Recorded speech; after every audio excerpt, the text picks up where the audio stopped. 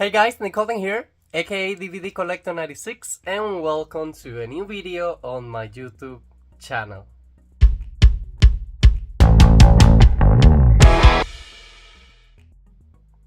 Okay guys, so welcome to a new vlog on the channel. Today I'm bringing you guys with me to the Dolphin Mall cinema experience to watch the new, and I just know that this is the name now, Sony Spider Enemies movies related Marvel property, of course, released by Sony. Today we're going to be watching on IMAX.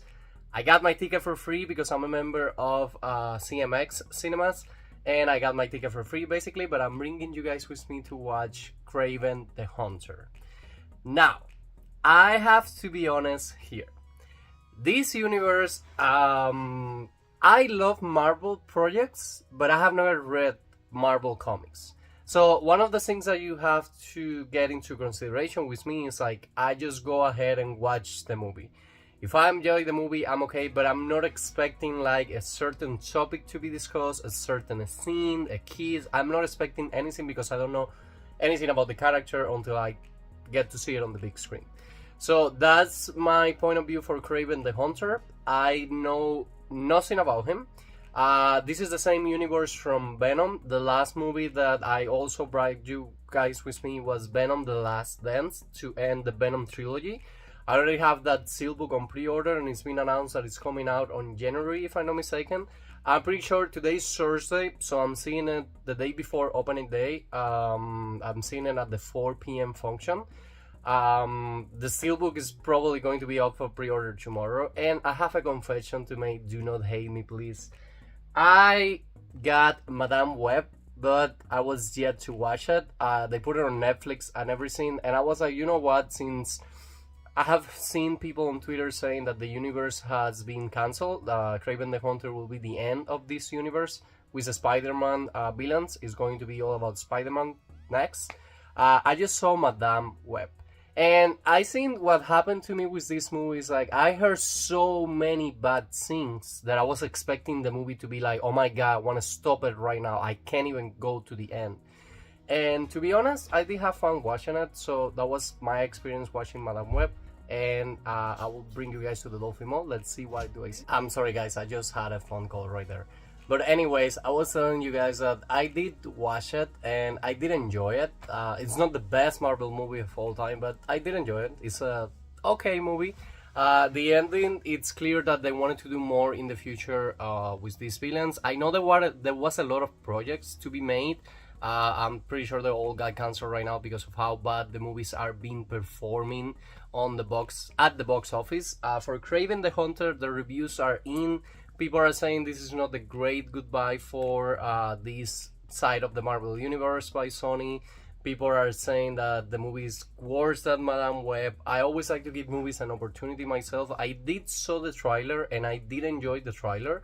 The story got me into like, oh my, I want to watch this movie. I want to watch what this movie is about and how good it is, how bad it is. I like to judge it by myself. As usual, they might have post-credit scenes for Madame Web. I don't remember the movie having any post-credit scenes. Venom did have.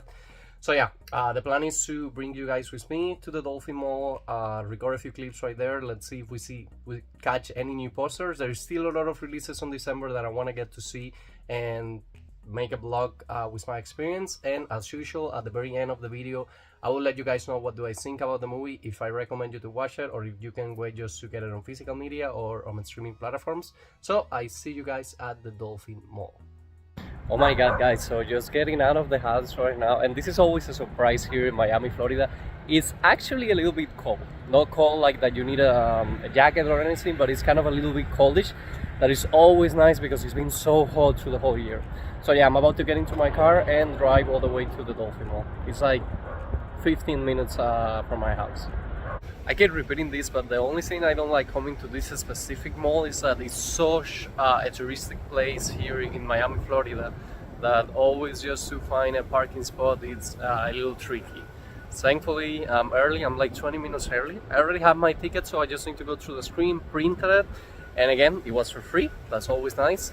And just enjoy with the presentation. I think this one should be around the 2 hours mark. I always put my stopwatch to let you guys know what actually the time of the movie is. But yes, I just make it here. I want to make a quick stop to Victoria's Secret because I want to get my mom a gift for Christmas time. So I want to get there, and yeah, after that we'll just go home. I need to figure out if I want to record the review on my car or once I get home, because it's going to be around 6 p.m. and I want to be avoiding traffic as much as I can.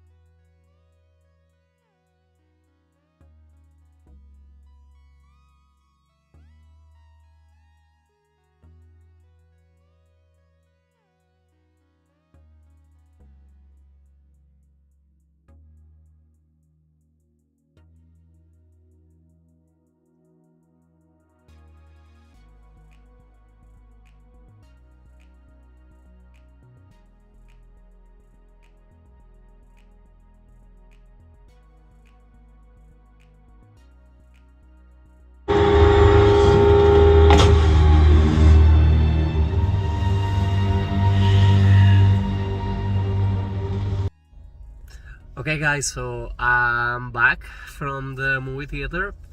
It's definitely colder now. You see that it's dark outside, but it's only 6:22 p.m. You know, with this hour change, it looks like super late in the night, but it's actually not that late. Before I went to the movie theater, I was able to get to Victoria's Secret to get my mom's gift. I was with this huge bag, and then I was like, oh my god, what if they don't let me pass with the bag? So I asked them, and they were like, no, you're okay, you can go. One thing different from last time, this movie theater went into big remodelations. There is going to be a huge bar that it still has to be completed, but one of the things that they were missing were the cup holders, and now you have like a little tray in front of you and the cup holder. Unfortunately, the seats are not those reclinable that you just press the button and you just like go back. These are more like you need to push your back against them, and they go a little back. They're comfortable, that I can say. Now, Kraven the Hunter. Duration time, without counting the credits, and you do not need to stay until the very end because there is no post-credit scenes. It's 2 hours long. It does feel that it's a long movie because it's not that super fast moving in the story, but one of the things that I can tell is like I don't know if it's official that the universe is dying after this one and they want to pursue more only Spider-Man projects, but I think what people, I mean, for a fan of Marvel, maybe they wanted more like an action movie and more like a movie where the character is already being developed. I think they were trying to follow the same formula that they did for Venom, where the first movie is just like the origin story of the character, and then on the sequels you get more of the story of the character. Because I just saw Madame Web today, and it was the same thing. It was kind of like how she gets to be Madame Web. You only get to see the suit at the very end. Now, this movie is basically, at the very beginning, we get to see him in action and what he does.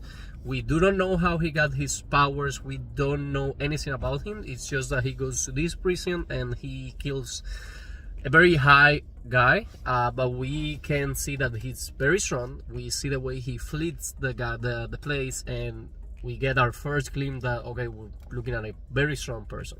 Now, after that, the movie goes 16 years prior, if I'm not mistaken, and we get to see him as a kid. His mom has passed away, he has a brother, and his dad is kind of like a hunter asshole that is kind of trying to teach them to not be scared of death or of nature, but basically kill first or get eaten. At this point in the movie, he sees a lion. We get to see him like getting eye contact with this lion, and the lion kind of stays like quiet, doesn't do anything bad to him. But then the dad starts to shoot the lion, things go bad, and the lion gets him. other part, in this place in the middle of the jungle, there is this young lady being taught by her grandma about cards and about mystic forces and things like that, and then she handles to her a potion, which later on the movie the lady is going to be using for him, and we find out that basically what this magic potion does is that they mix the blood of the guy, which was basically almost dying, with the blood of the animal, which was the lion, and he becomes a super strong person. So the movie kind of like starts like that. They take like almost 30 minutes to explain to you all that part of the story.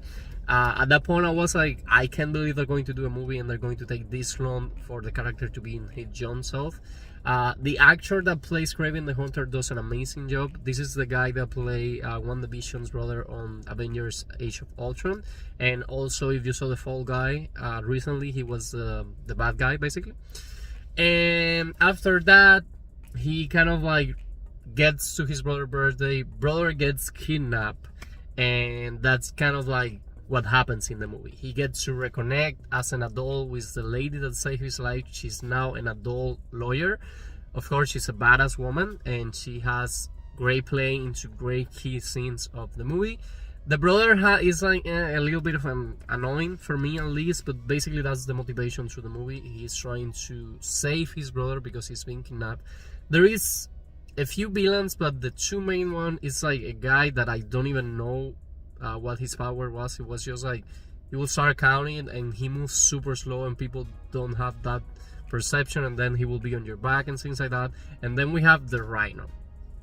They were easily let down. Now as a movie as a whole, again 2 hours, it felt a little bit long, but it has a satisfactory ending.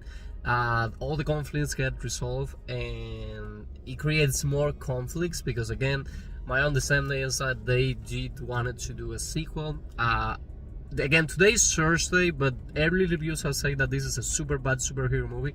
I don't consider the movie to be super bad. Again, I did enjoy it with Madame Web, and I did enjoy it with Kraven the Hunter as well. They're not the best Marvel movies, but again, you have to sit down and have under consideration that this is the origin stories of these characters. Until the very end, you get to see him like trying on a suit.